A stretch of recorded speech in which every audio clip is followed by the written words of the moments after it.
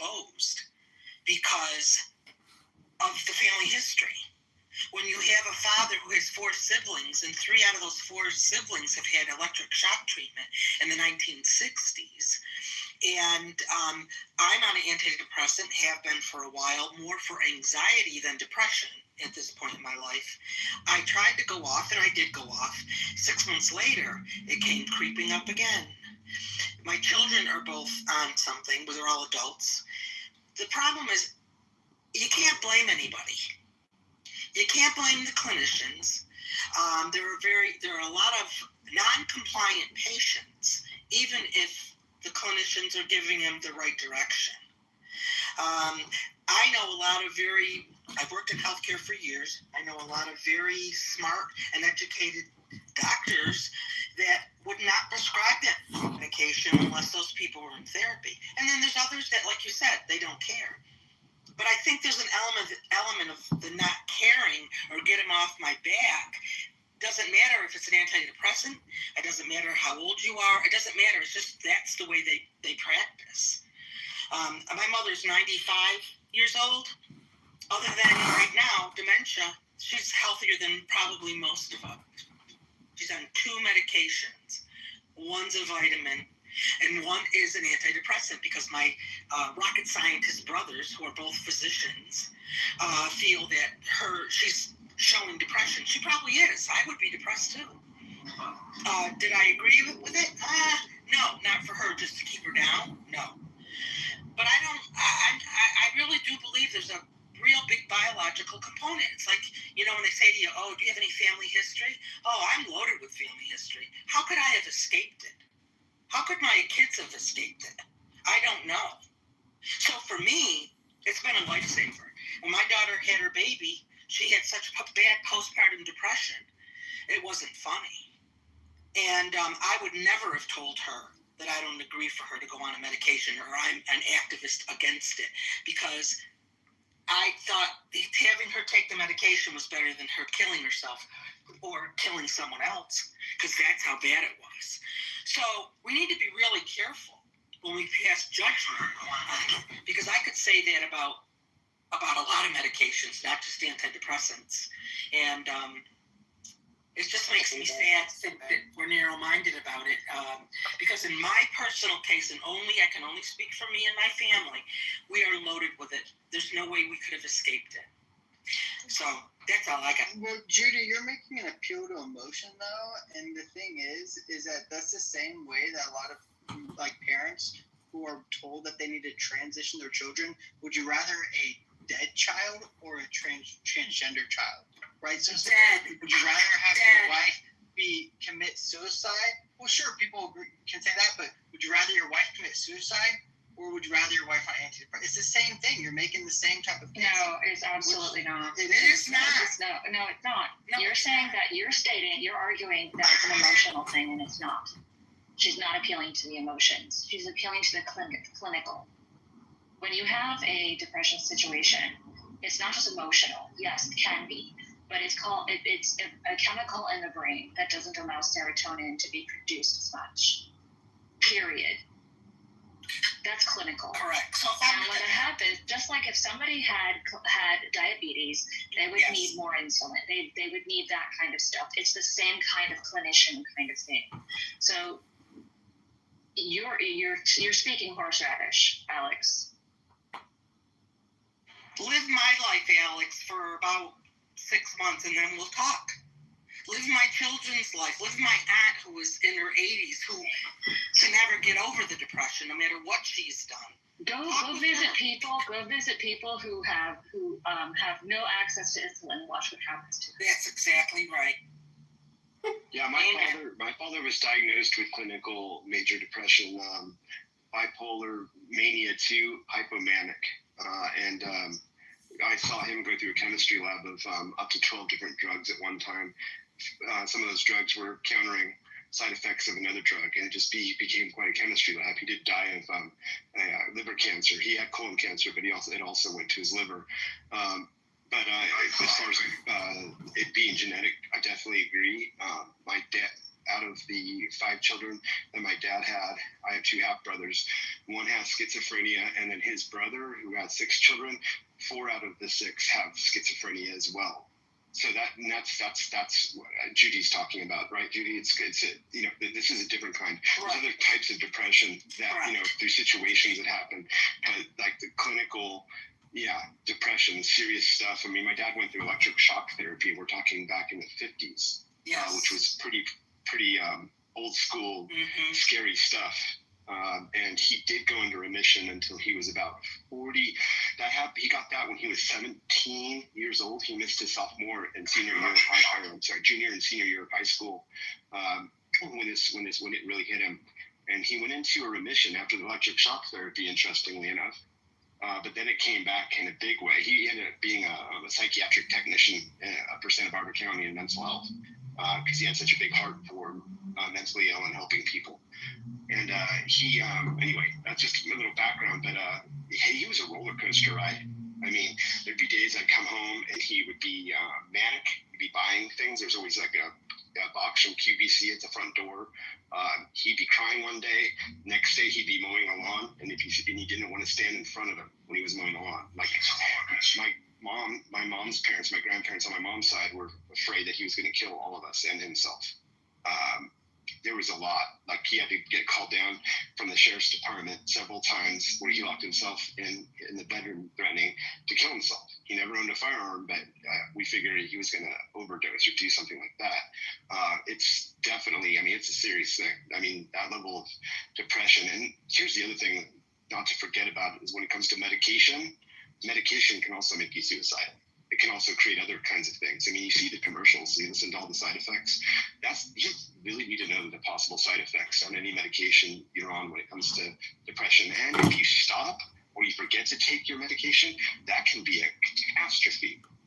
If a person doesn't stay on their meds, that can be that can create a real shit show. Well, and I was going to ask Yos, are any of these drugs been updated, like with the national background check when it comes to firearm purchasing? Like if you're on these meds, or has anything been updated since I'd say 10, 15 years ago to legally purchase a firearm, and are these red flags for that? Most universities, you can I have a gun, and I'm on antidepressants. No, there's basically they ask you if you're using illegal drugs. That might not be a sentence you ever want to hear uttered in your life. I have a gun and I'm on antidepressants. That's the 2 things I'm looking for right now. And to be fair, suicidal ideation, whatever it is not part of a regular SSRI. Wellbutrin, citalopram, even Prozac, these are not side effects of those drugs. Like those side effects are listed on drug commercials on TV, but those are not SSRIs they're listed on. Well, and mentally deficient is very vague. So I don't know how. It comes down to you were put under psychiatric care against your own will. That's kind of where they're at. Right, so managing any kind of mental deficiency wouldn't come up as a red flag during a purchase if you have to disclose the management of a mental deficiency.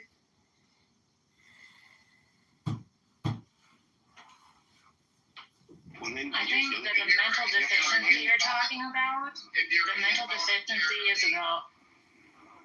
Sorry, if you're involuntarily committed for a psychiatric thing, then you should have to say yes on that question. It's also about capability, about intelligence. That's what that means as well. Well, here's the other thing. You have to be able to afford the treatment. My dad, fortunately, could. He saw a psychiatrist weekly sometimes and bi-weekly other times. And on top of that, like they constantly were monitoring his meds. But I mean, let me just list a few: Wellbutrin, lithium, Zoloft, Tegretol, and anything you can think of. Basically, he was on. I mean, but he passed away like in 2000. So, but we're talking like the antidepressants coming from like the 70s into the 80s when they still barely had their heads wrapped around depression back then. But the cost to treat is so expensive. There's so many people that can't afford treatment. That's a whole thing too.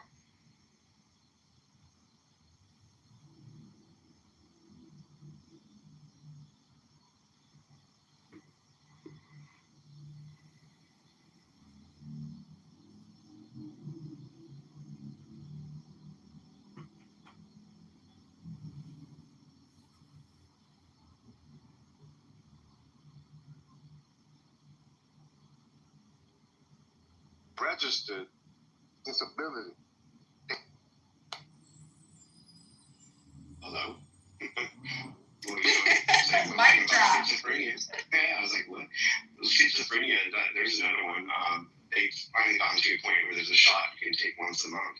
But before that shot came out, the biggest problem with schizophrenia is schizophrenics didn't like the way the medication would turn them into a zombie, and they wouldn't stay on it, which is why you would see what you see just on the streets of people talking to themselves and saying things. It's the shot once a month has been a big help for schizophrenics, but then again, you still have to be able to have access to getting that treatment and that shot. Yeah, mental health is a challenge that I hope we can improve on. Taking care of our country needs help with mental health, and it's unfortunate how expensive it is. Big deal.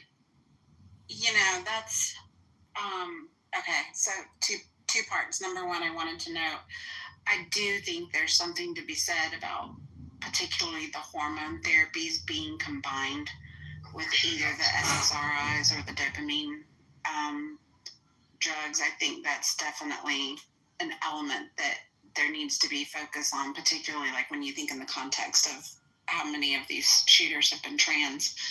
But the second thing I was going to say is too, like speaking to the biological component, that's another thing too, that people tend to really vary widely.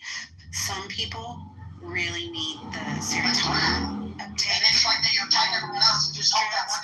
Others, like for me, SSRIs have never really been very effective because serotonin's not my issue. I do much better on like the dopamine uptake inhibitors, like Wellbutrin. And the Wellbutrin was what I had come off of back at the end of the year last year because the dry mouth side effect was so bad. Like I was waking up in the middle of the night and I literally couldn't swallow because the dry mouth was so bad. And my doctor knew that. I always start by leading with, I don't want to be on something for the rest of my life. Like I just need to get over the hump, get me through this little situation, and I want to be able to come back off of it. So when the dry mouth got really, really bad, I talked to my doctor and I was like, it's time to come off because it's just not worth that side effect. And it had worked wonderfully for me. And so I did, and her immediate, like I said, reaction was, well, we should switch you to something else. And I told her at the time, I was like, no, I would really just prefer to come off and just see how things go. So I did, and like I said, the intrusive thoughts got so bad. I mean, really, really bad to the point that not only was I obsessing on the intrusive thoughts, but like I was having the compulsions. It was changing my behavior. It was affecting my behavior and the way that I did things. And so I called my doctor back and I was like, okay, I'm going to have to go on something else. This is like getting really out of hand. And that was the thing that my doctor told me to do, is she was like, well, we're going to put you on another dopamine reuptake, but she also advised that I seek the professional counseling services. She was like, I think you need to talk to a therapist to work through some of the behavioral issues so that the medication hopefully won't have to be long term. And so I was like, okay, 10-4, no problem. Never been like a big, huge therapy kind of person, but I decided to entertain it. And it was such a hassle going through my insurance to get approval, to have some therapy sessions, to talk about like just OCD in general. and I had like 3 appointments with one of the, I don't know, doc in the box kind of, they give you like 3 free virtual appointments or whatever. So my insurance company had me do that first, but they only covered 3 appointments. And she was like, yeah, you're going to need more than 3 appointments. So then I go back to my insurance company. They get me approved and set up through this e-home counseling. I had 1 appointment and the counselor was horrible. He was horrific. And I called my insurance company back and I was like, no, not happening. You're going to have to find me somebody else. Then I got a call a few days later. Sorry, we don't really have anybody else on the plan that can see you. So, like the mental health system in this country is just wackadoo. Services are terrible. Can I ask a question? I've never been in therapy. I mean, maybe I should have in a lot of ways, but like I've also never taken any psych meds. So as far as what it is that the doctors use to prescribe the psych meds and the therapy that you might be going through, is there any correspondence between the therapist and the doctor so that they can kind of come together to try and decide like what type of measures or what type of medications will be best for a patient to be prescribed?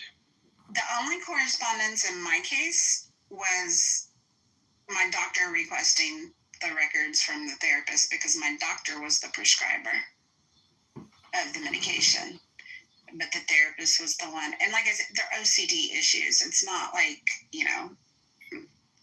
which is a little bit different, but still kind of in the realm. But yeah, so my doctor requested it from the therapy provider, but that was his own initiative. I don't necessarily know what the standard norm is. Like I said, I'm not a therapy person. But given the compulsive behavior, I felt like, well, at this point, I'll try anything because I just wanted to get it under control. I just feel like there should be, you know what I mean? Like, I mean, maybe that would require a lot more funding or resources or, some sort of like adjustments to be made to the system or whatever. But, like when you're dealing with people's heads, it's like it's incredibly subjective, and like the types of emotions that a person is going through, the type of upbringing they had or whatever type of trauma that they might have been exposed to could be a big factor in what, and why they're struggling to cope with and reconcile with the world, so like it's not solely a brain chemical issue, it's also like a spiritual issue, it's a psychological issue, and it just seems really irresponsible to me to just be like to give a doctor like complete agency and their ability to decide what type of medications a person should be prescribed based on just solely like brain chemistry, I don't know. That's my perspective. So to give you a little bit of reassurance, often when people go into medicine therapy, their vitals are checked, things like that. There's a lot of things that are considered before they're diagnosed, before they're given any medication. And it depends. There's a lot of doctors who can give those drugs out. Before it was really difficult to get any of these medications. Now it's become more readily available. But there's also what happens with psychiatric stuff too is more behavior. There's no kind of screen you can do. There's no blood screen. There's no they're still determining if the MRIs can determine if somebody, like a person in severe depression versus somebody who's not, if there's even show up on an MRI screen, things like that, or pick a screening of any sort. So what they've done is determined how are you feeling and what's going on with your body, what symptoms have made you concerned that this is not just a physical condition. That's the point I'm trying to. Yeah, it makes sense, and I can understand the validity of all that. But the point I'm trying to make is that it's not always a purely somatic issue. Like, you know, and as somebody who's had mental health issues all my life, because I had a chronically abusive childhood, you know, it was like there were plenty of instances that I can remember during like different phases of growth and evolution that I went through where I was on the verge of going off the deep end, you know, and just fucking, you know, going crazy, you know, and sometimes all a person needs is just like not to, you know, be oversimplified about it, but they just need a fucking hug, man. They just need somebody to help. Yeah, exactly. They need some unconditional support and guidance, you know, and just love from someone, you know. And a person can, on the outside, look like they have all that. Like they can come from like a wealthy family, you know, be put through all the best schools and all that stuff. But like, you don't know what type of fucking internal, like, psychological dynamics exist within that household. They've probably been emotionally neglected all their life, you know. And I feel like those are factors that can play a big part in how a person's brain chemistry like react, like, you know what I mean? Like, it's not always it's not the tail that wags the dog, you know, it's the other way around, you know? Right. And, so that's my stance on it. And I tell you what, too, Monica mentioned it in chat, but I figured I would just put it out there.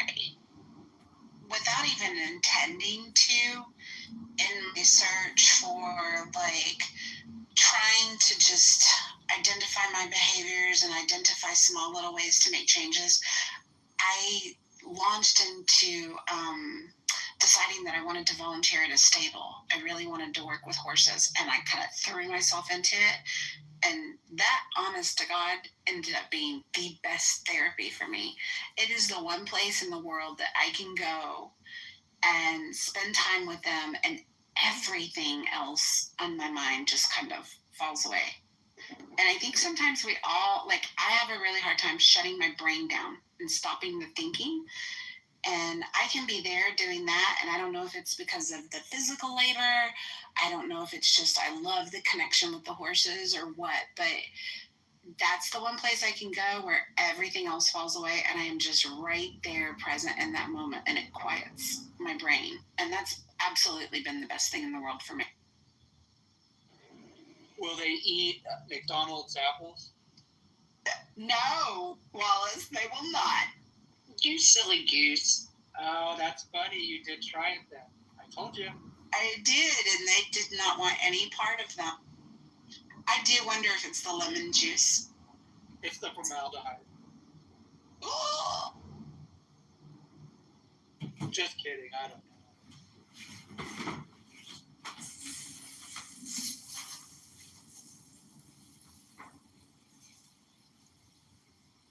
Thank you, everybody, for taking this seriously. I really, really appreciate it. There's a lot of places in life and a lot of places, as Monica calls it, the mean streets, clubhouse, where this kind of talk and everything can, it can be dangerous, but it can also be like really mean. People can be wrong.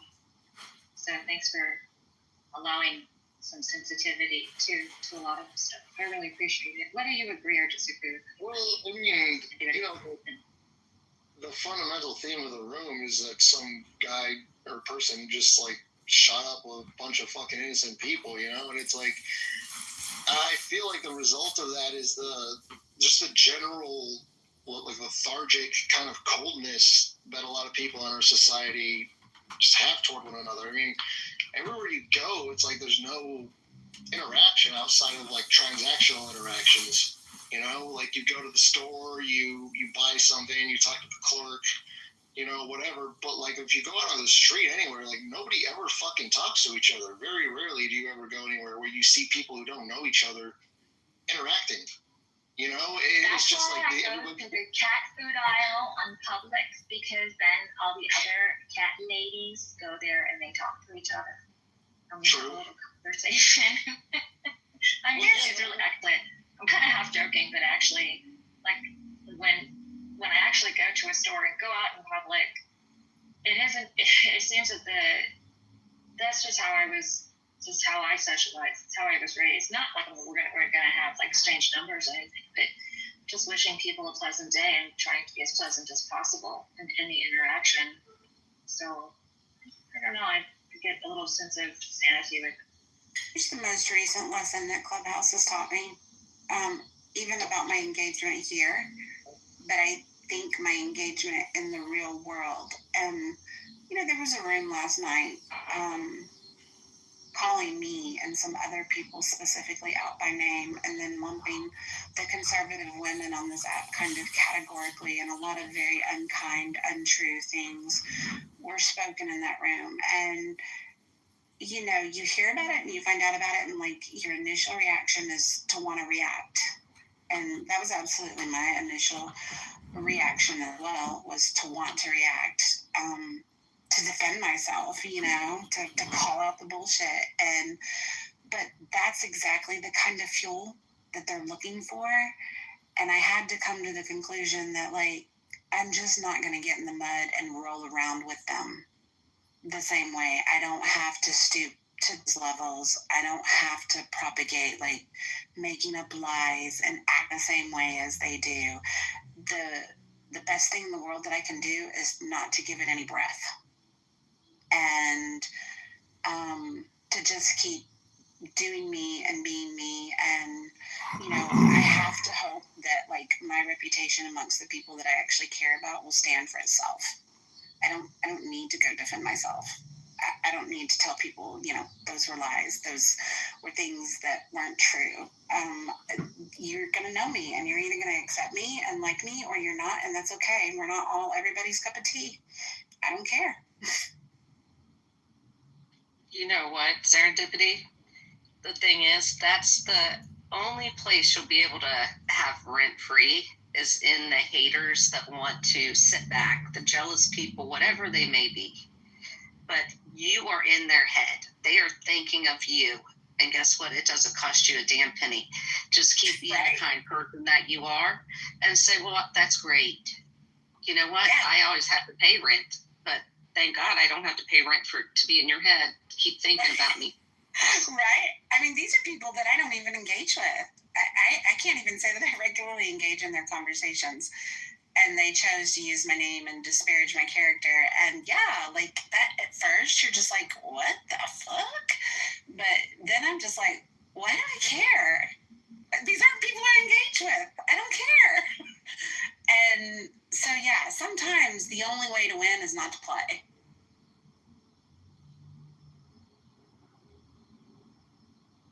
That is the truth.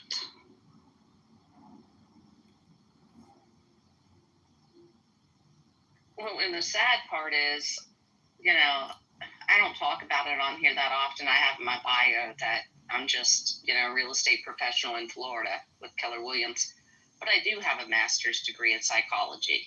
And I pay attention to some of these people, and I'm like, you guys are so damn lost in this world that you need to figure yourself out before you actually come on to a social audio app and try to destroy people, because you can't do it in real life. You have no control in real life. And I pay close attention to the people that are mods that keep moving people down to the audience. Like, oh, you're in timeout. No, and then pull them back up. No, you're in timeout. No, and they just keep doing it over and over to people, like the same person. And I'm like, you know what? You have some type of problem in your life that you need to figure out, because if this is the only control you have is to be on a social audio app, one, we don't know if that person is having some type of weird, bad day, psychopath, what they may be. But you're stemming them. The more you push them down, then to just ask real nice, you know what? I don't think it's your day in here. Do you mind to just get going? Get going. I don't want to throw you out of the room because I don't think that's very kind. But if you'd like to just leave because you're not contributing. But I pay attention to that stuff because sometimes I get very aggravated with it. But yeah.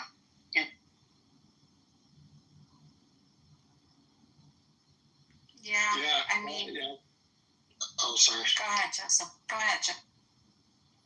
For a long time, I've been on this app for probably like 3 years now, and it kind of like really opens up to you once you kind of start to kind of like understand how it works. Like it actually, when I first started using this app, it completely like revitalized like my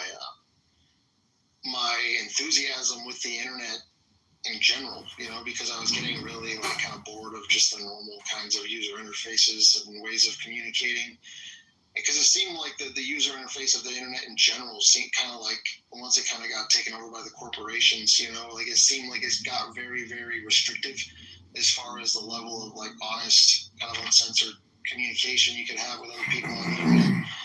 Then I discovered this app and I was like, oh, this is like real, this is raw, and it's like you're like right on the threshold of like the moment with all these different people like having all these honest and open like discussions,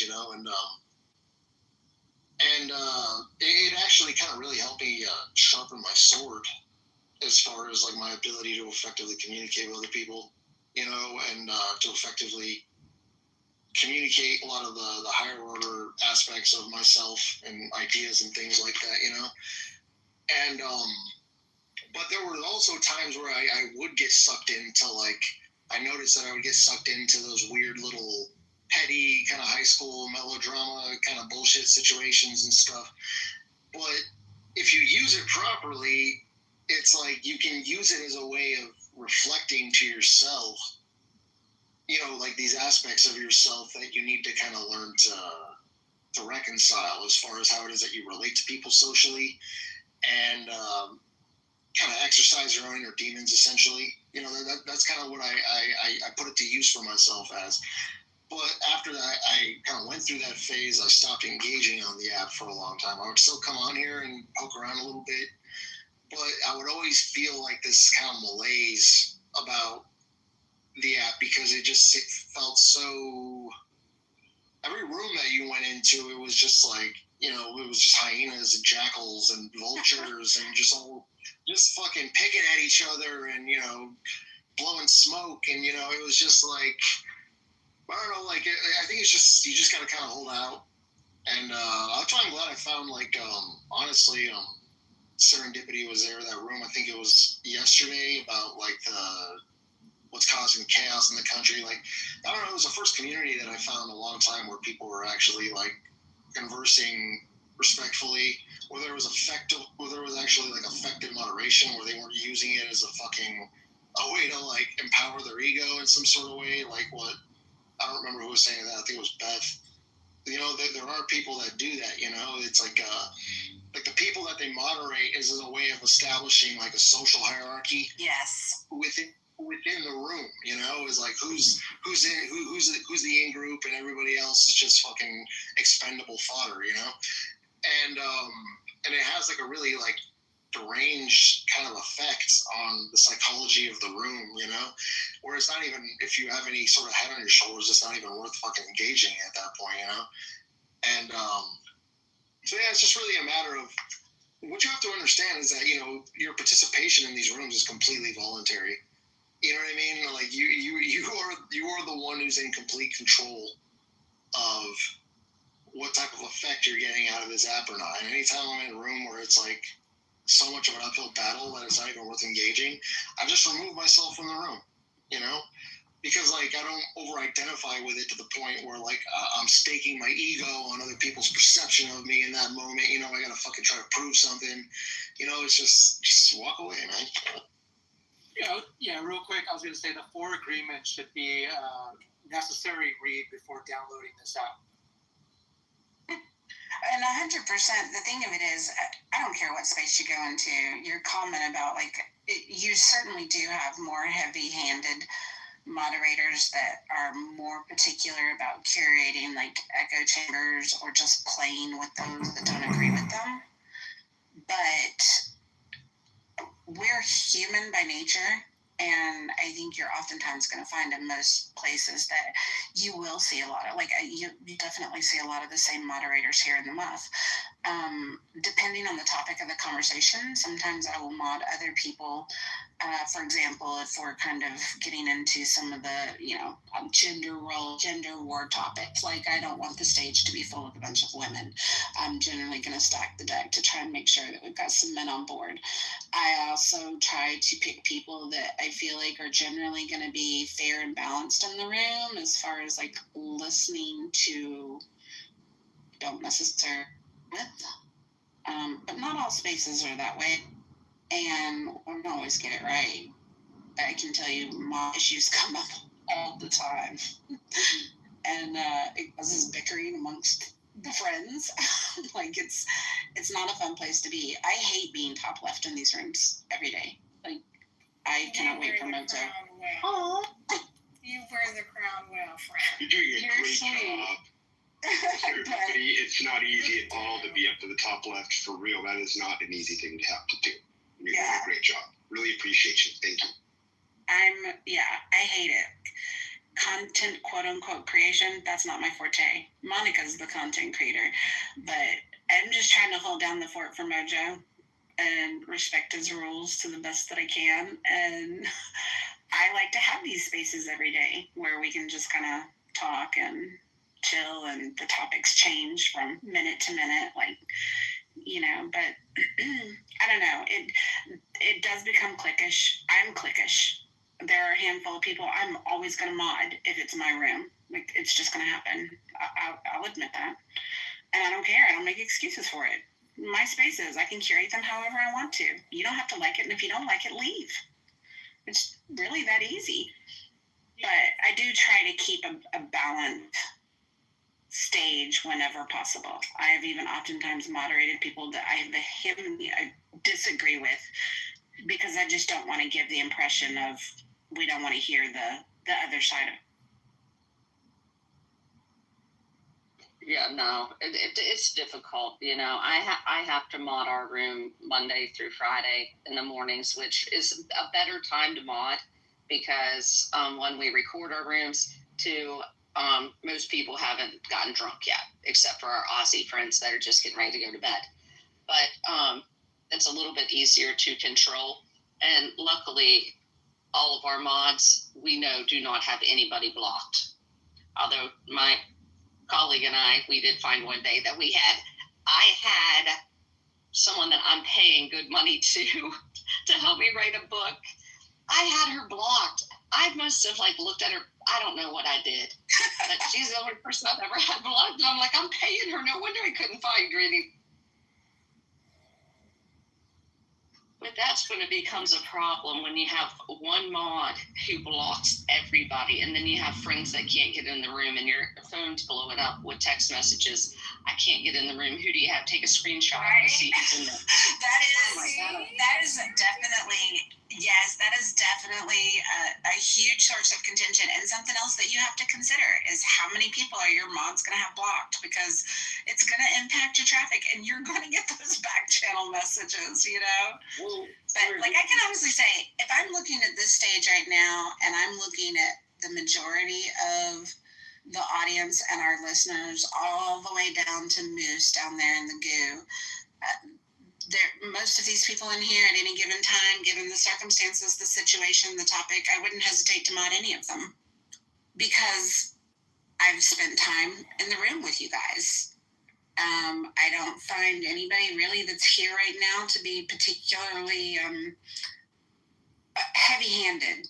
I prefer less is better in most circumstances, and so I wouldn't necessarily have an issue modding the majority of the people in this room right now. It's just a lot of times it's the topic, you know, and two, like, I also don't think it's conducive to mod the whole fucking room. I think that's just a shitstorm waiting to happen. Somebody's eventually going to boom it, get mad, throw people down, kick people out. And that can get real messy too. So, yeah, I don't know. Yeah, that's why back in the day, I had a little bit more of a social clique that kind of ended up kind of disbanding or what have you. But anytime I would open a room, I would be really mindful of the types of effects that modding multiple people could have in a room, because I noticed that let's say that I open a room, right, and then I like somebody that's in the room, and I appreciate and kind of recognize the value that they can bring to a conversation, or maybe I have a personal kind of affinity for them or whatever.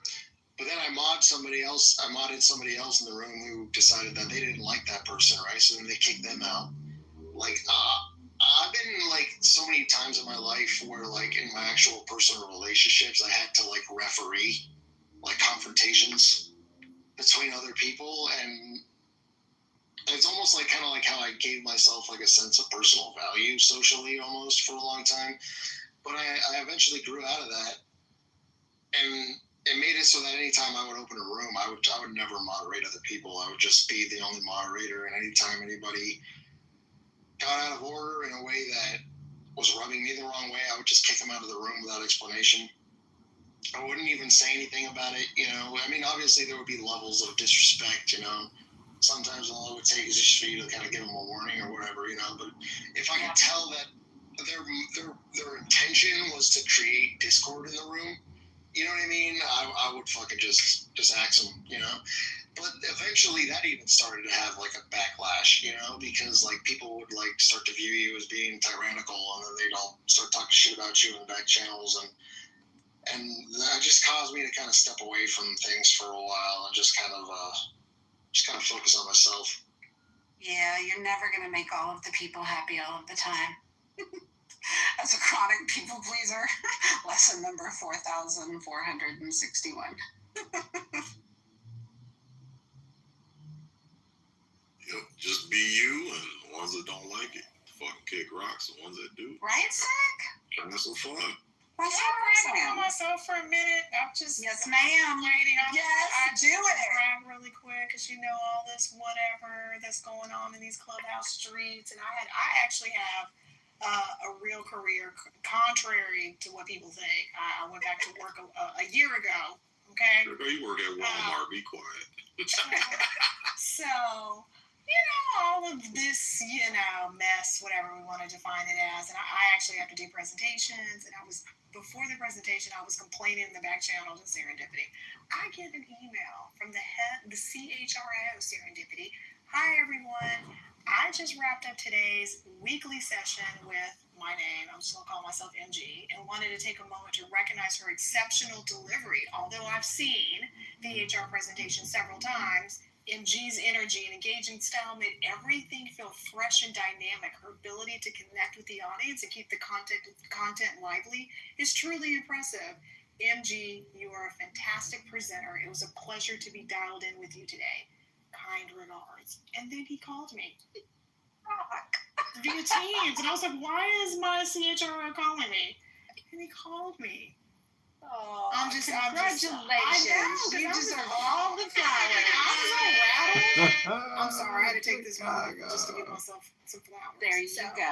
Back to whatever we're talking about. No, I want to stay here a little while and roast my feet at the fabulous fire you just Right? I love it. We need to get women to get more, accept more trades. Major That's kudos wonderful. to you, sweet thing. Oh my gosh, I'm just so That's awesome. And what a nice thing to do. Like, it's so nice to get Yes, that it called me. acknowledgement of doing a good job. Like, it's so powerful to get acknowledgement. That's awesome. Congratulations. I appreciate it. Thank you, everyone. Good job, MG. Wow. Thank you. Reinforce All it. right, we can go back. I was just all concerned about this presentation. I was over it. But anyway, we can go back. Well, I am so proud of you, MG. I've been waiting so we could break the conversation to say congratulations. Oh, we can go back. But I was just so, so excited to see the email.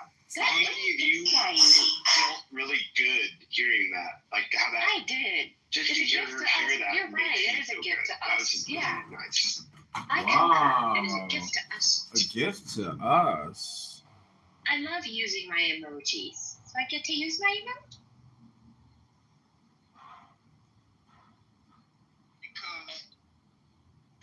What are we getting back to? Are we going to still talk about the topic at the top, or? No. Have you got something? No, I don't. I just was asking. I wish I did. But I'm flowing, going with the flow. We've covered a lot of territory today.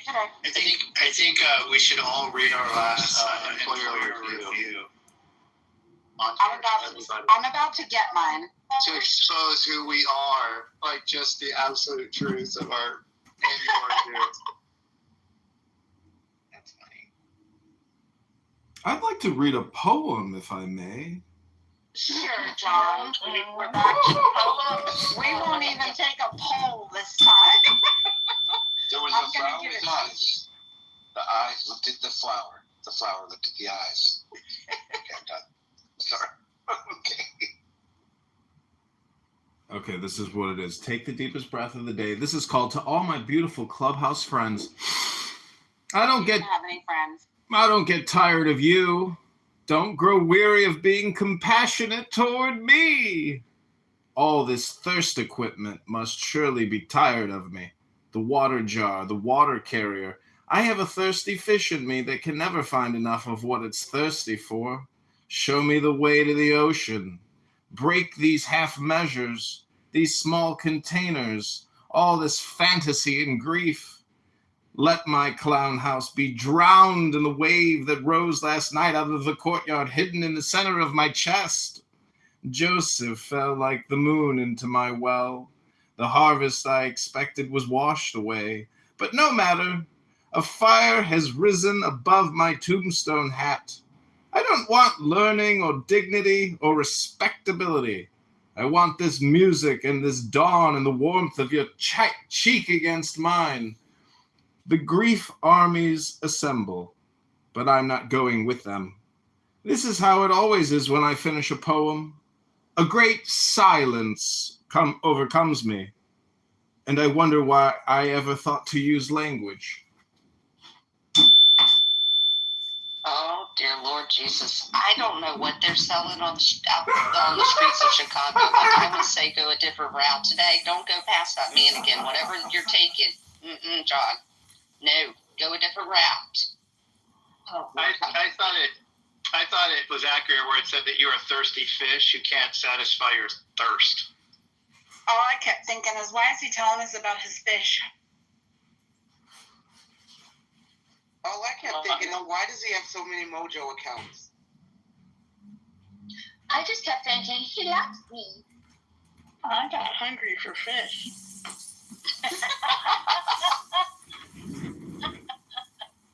No, there was one line in there where it ended with the word for, and then he said something else, and I wanted to interject and say, let me show you the door. But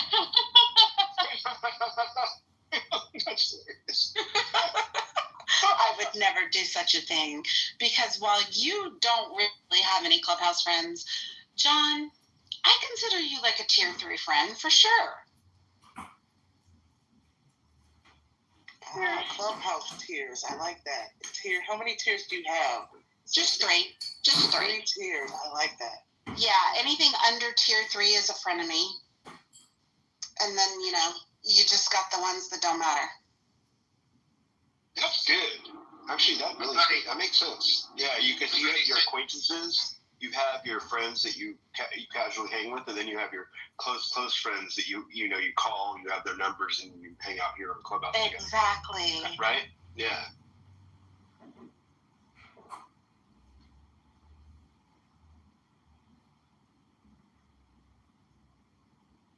You should do a poem about that, John.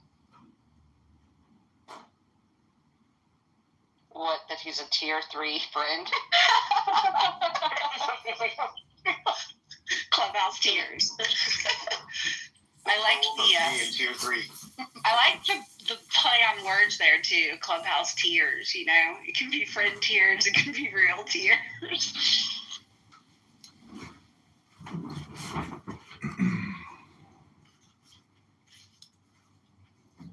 Well, I think, contentment and content, those words are so closely connected.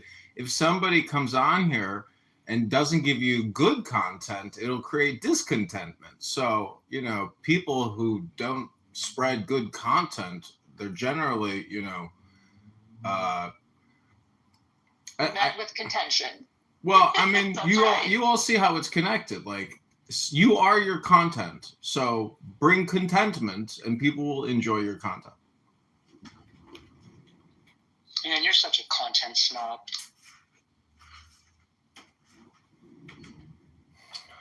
Well, I'd like to read one more poem of contentment. I don't know. Okay. 60 seconds, John. We've come again to that knee of seacoast no ocean can reach. Tie together all human intellects. They won't stretch to hear. The sky bears its neck so beautifully, but gets no kiss, only a taste. This is the food that everyone wants, wandering the wilderness. Please give us your manna and quail. We're here again with the beloved. This air, a shout. These meadow sounds, an astonishing myth. We've come into the presence of the one who was never apart from us. When the water bag is filling, you know the water carrier's here. The bag leans lovingly against your shoulder. Without you, I have no knowledge, no way to touch anyone. When someone chews sugarcane, he's wanting this sweetness. Inside this globe, the soul roars like thunder, and now silence, my strict tutor. I won't try to talk about Clown House. Language cannot touch that presence.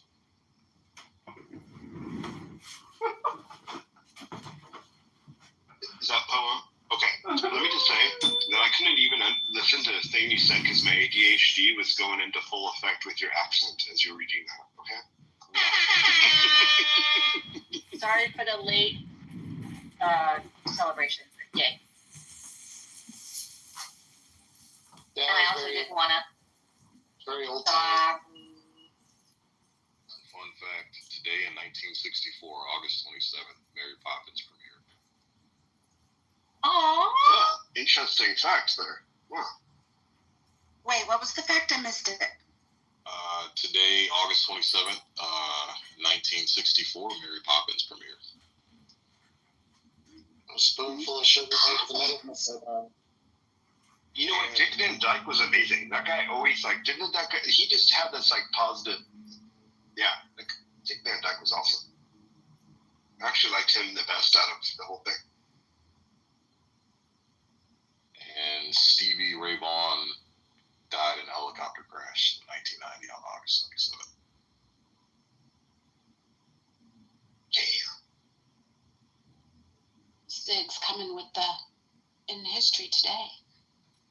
I got a little pop-up in my browser that gives me little fun facts for the day, or the date. What National Food Day is today, Sig? Do you know? I haven't looked it up, but there's every day is a National Food Day, right? Let me check and see. Yeah. Let me look.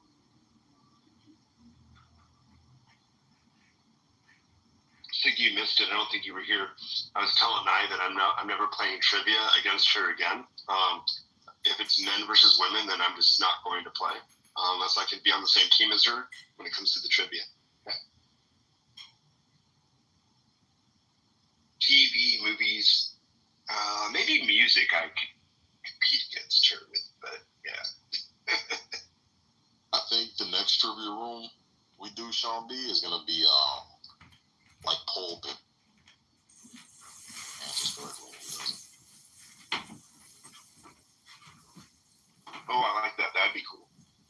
And today is National Banana Day, Sean.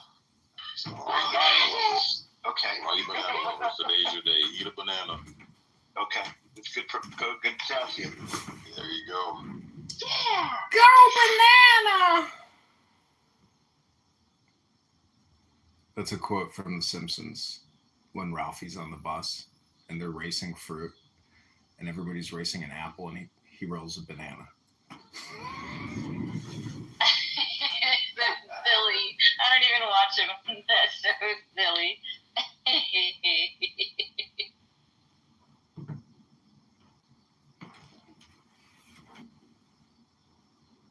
I posted a Twitter link above to a highly disturbing video that was posted on YouTube 2 hours ago by the shooter. It shows his manifesto and his arsenal and all that stuff.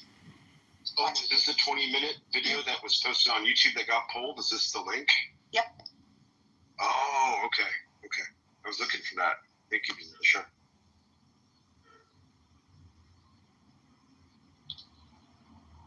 Do you guys know the history of bananas in the United States? We had one type of banana until the 1960s roughly, and then it got a fungus that killed the entire worldwide supply, so we had to change to a different banana from then on. And the other banana tasted better than the ones we have today. Oh my gosh, like the smaller ones, right? No. It looked like the ones we have today, but it looked the same, but it's a completely different banana. It was called a Gros Michel, Gros Michel, and it had a fungus that killed the entire world population of them, and they replaced them with Cavendish, which is the banana we eat today. And now it looks like there's a fungus starting on Cavendish, and they don't have a replacement right now, but they're worried that it might go away forever as well. It literally went extinct. The Gros Michel went extinct. That's what they called it, Gros Michel. It had a fungus. Dang. Instinct going instinct. I can't talk right now. Kind of like bananas are seriously important to everybody's, like to people's general diet. Well, that could be really bad news for everyone. Yeah, and they're by far the most popular fruit in the world too. You could solely live on bananas. Yeah. Are bananas in pajamas in danger? Oh dear. Gosh. It's like I wish I could taste one of the old bananas because it's supposed to have tasted better. It's like when McDonald's changed their fries. Apparently, like before that, they were cooked in some oil that was deemed too unhealthy, so they changed it, and they significantly changed the flavor. So Malcolm Gladwell on his podcast, Revisionist History, which is a great podcast if you haven't heard it. Malcolm Gladwell is one of my favorite people. He has an episode where he found a lab that made the same oil that McDonald's used to use, and then he cooked fries in it, and he brought people in to try them, and they were crazy good. Like the people were like, "Holy shit, this is so much better than the current fries." And apparently, we've all forgotten what they tasted like, but the other ones were way better. What was it? Was not palm oil, and then they switched to vegetable? I thought it was lard at one point. Yeah, I don't know. But there was something in the oil that was unhealthy. It wasn't oil itself. It was, but the reason is chalked up to this something in the oil. So I don't remember the reason. I think it changed in around 2000-ish or something. But apparently the other fries tasted way better. Like on the podcast, people are freaking out how good they are.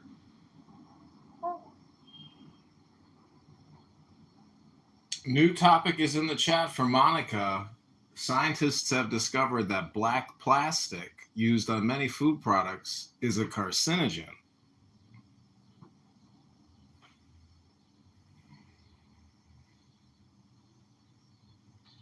Yeah, UCIO and you guys see the chat? They said beef tallow. That was is that with the tallow. That was it. Well, that's lard. I mean, if you go to Steak and it's not... Shake, that's what they promote, that they do their fries in tallow. So that's what that's tallow is now, or tallow was before? Tallow is animal fat, so but it's not oil. Well, it's not technically oil.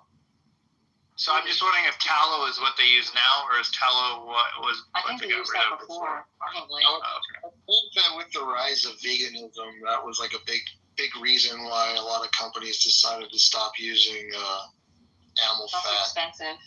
Yeah.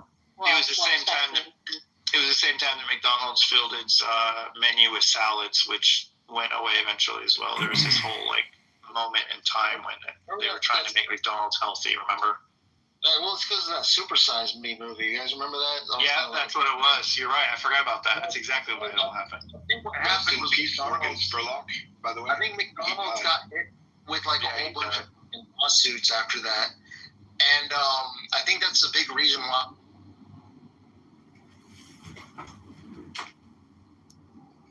You know, it's like people complain about like the degree to which our society is like become so like sterile, you know. But like at the same time, like there was this weird movement like in the fucking early 2000s, you know, from like 2000 to 2010, where it almost seemed like there was like everybody was pushing back on like for McDonald's, for example, like how it was always marketing to kids, you know? And I feel like that's why they rebranded in the way that they did, because they were being attacked for it, you know? So I think that's interesting, you know, because like we're all fucking kind of to blame for how shitty society is in a lot of ways. I think, like, symbiotically, you know. Oh yeah, I think so. I think we're 100% to blame.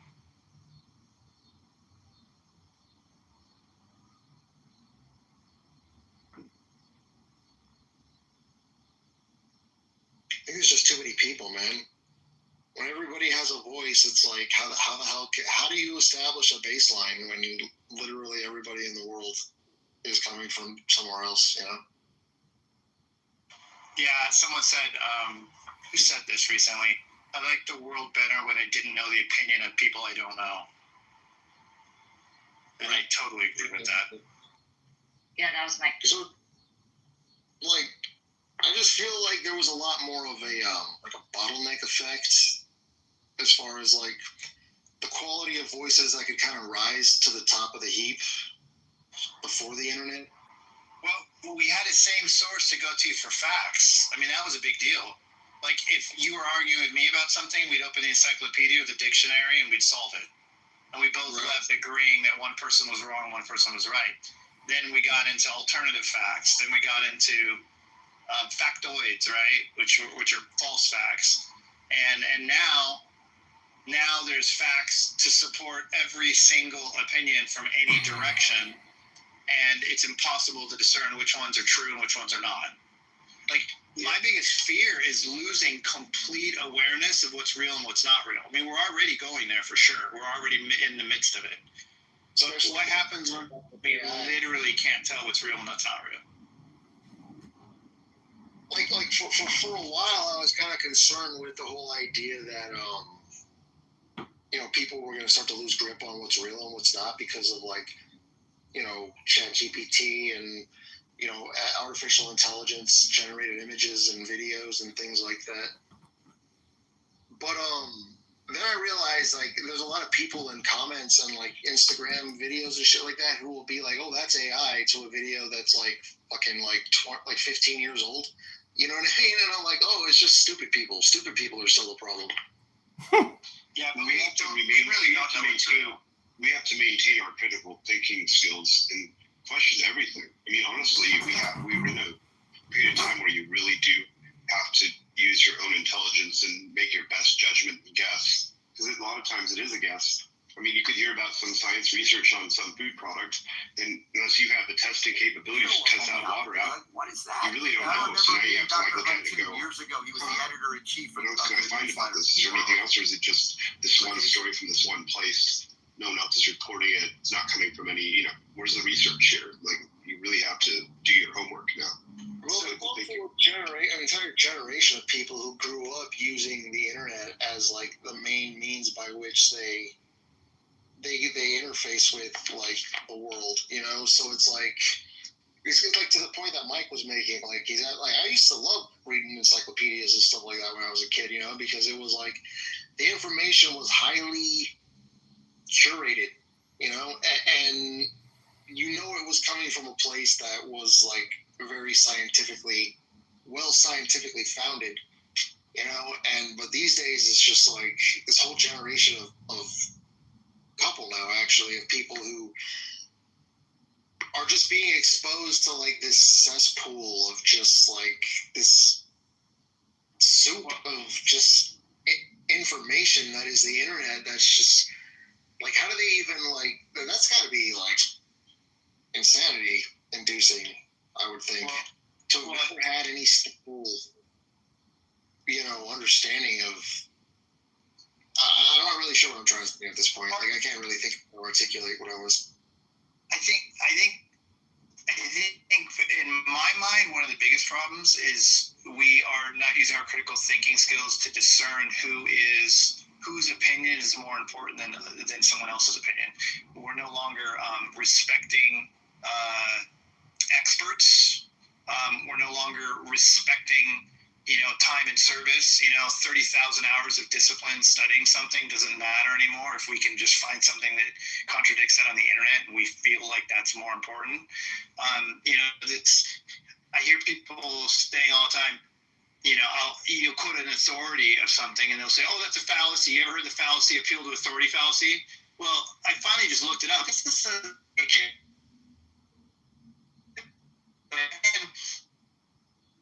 how can me believing a doctor's opinion, yes, your stupid fucking opinion, that I would trust a doctor's opinion more than yours, Joe Schmo, right?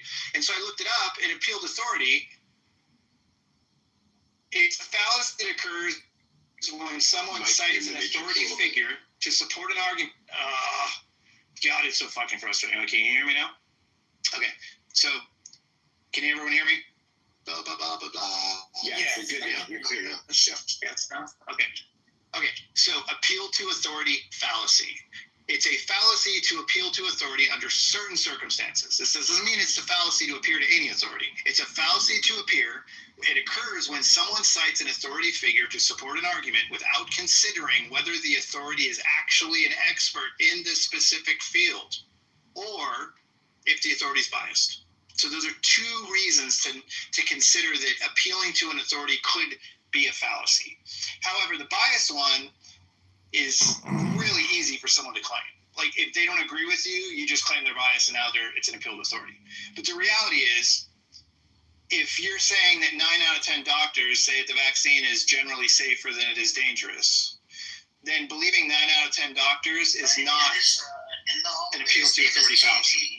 Because 9 out of 10 doctors represent a group of people that are experts. And if they're biased from like a high level. Like you're talking about and if that's the case, then we're all fucked anyway. Like you can say that. You can say that, like, I don't know, you're hearing about pharmaceuticals from somebody in the pharmaceutical industry, and they've been in the industry a long time, and it's appeal to authority because they are biased. Well, if you're talking about the family that pushed OxyContin on the entire world, well, yes, for sure.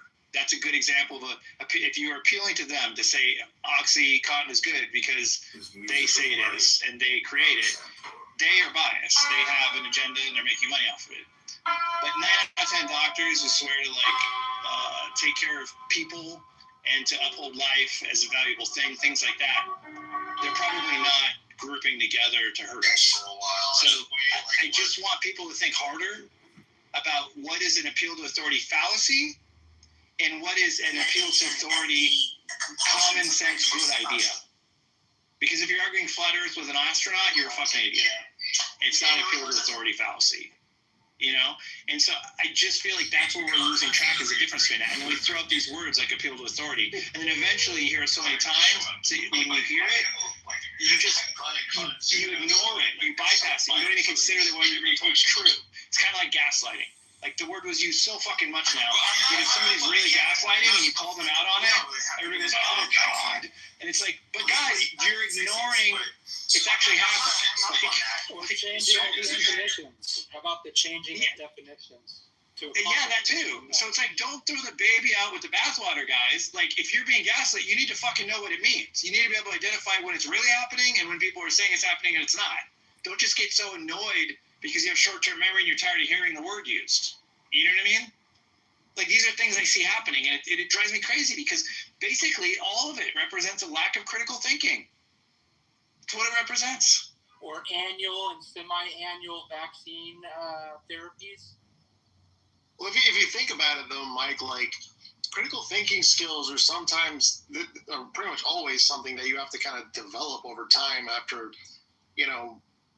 being exposed to false information enough times that it causes you to kind of, like, start to appeal more to your own judgment, you know what I mean, of a situation and your own discernment than, whatever. Because there's a ton of fucking misleading information out there, man. People who are who actively profiting as a way of engagement, generation for their posts. So like they'll post shit that's like intentionally misleading and false, just because it triggers within certain people's minds the need to want to like jump into the comments and like correct the information, right? Now you fucking created a conversation in the comments, right? So like people are constantly being exposed to all this fucking information, and you want to throw fucking AI into the mix. Now shit's getting really confusing, you know? So in a way, the current landscape of the internet, do you think that it's possible that is kind of has the potential to create people or to catalyze people developing better critical thinking skills? You mean to? I don't know about that word, but you mean to create more critical thinking skills, or to diminish the current? It's catalyzing, you know, the development of critical thinking skills on a mass level, because just to be able to fucking like effectively navigate the internet, you have to be able to tell the difference between what's real and what's not at this point. But yes, but let me add to that. In order to do that, like the whole necessity is the mother of all invention type of argument, you know? It's like due to the Joseph. But let me add one second thing to that before you add to it. In order to do that, in order to use critical thinking, you have to be able to hold two opposing realities in your brain at the same time and consider both of them as possible. This is where people fail. They're willing to actually hold two things in their concepts at the same time in order to compare and contrast them long enough with examples to back up what they're seeing to lead them one way or another. They come into it predetermined to only accept one of the two ideas as possible. And then they don't critical think, because if they were forced with critical thinking, they'd be forced to accept considering the reality that they're wrong. Remember, we are at most 50% right. At most. You're never more than 50% right. For every single thing you think is true, there's somebody else that thinks it's completely true too. And there's arguably no way to prove it. So if you're wrong half the time, imagine that. Imagine, and I do think of this all the time in my own mind. When I believe something, when I think something's just dead true, I question, is this the 1 out of 2 that I'm wrong? How many people do that? You have to hold yourself accountable. You're wrong half the time. Period. Well, like if you're even talking about something subjective, which more things are than we give credit for, to be honest with you. I agree with what you're saying, but what I'm trying to say is that a person has to be wrong enough times to the point where they have to fucking suffer the consequences of being wrong enough times. That's what makes a person start to fucking double think twice, you know, and be like, okay, maybe I'm not wrong 100%, maybe I'm not right 100% of the time, you know. So like, and I just think that the landscape of the internet is as such that just people's basic kind of personal engagement with like even like just Instagram or YouTube, you know, it's like it's making it so that you have to fucking start to kind of like really do a lot of comparing and contrasting between different kinds of things that you're being exposed to, different kinds of information that you're being exposed to, because you know that it's either real or it's fucking AI, you know? So due to the fact that AI is so prevalent on the internet these days, it's going to catalyze the effect of people having to fucking hold in their mind at any given time that something is either AI or it's this, right? So that has the capacity to kind of catalyze this kind of emergence, or this kind of like collective awakening of people's critical thinking skills is kind of like the theory that I'm positing a little. But if your point is that you have to be proven wrong enough times and suffer the consequences to recognize that you should reconsider whether you're not right all the time, I would argue that it's more difficult than ever to be proven wrong, because now there's too many places you can go to buddy up with people who will tell you you're right and to find alternative facts that will support what you want to think. That we're not being proven wrong enough to actually learn the lessons and to consider that we are wrong half the time. I think that is really the biggest problem with the internet, is that you can literally convince yourself you're right no matter what you believe. There's always somebody else that's going to agree with you, and unless you remain so open-minded that you're willing to consider that there's a whole group of people that are wrong along with yourself, you're not going to suffer any consequences. You're just going to align yourself with people that agree with you. That's what people are doing. That's why politics are more polarized than ever. Music of light. I'm going to jump in real quick just to say hey to Io and to Marshall because I hadn't got to say hey to them yet. It's free.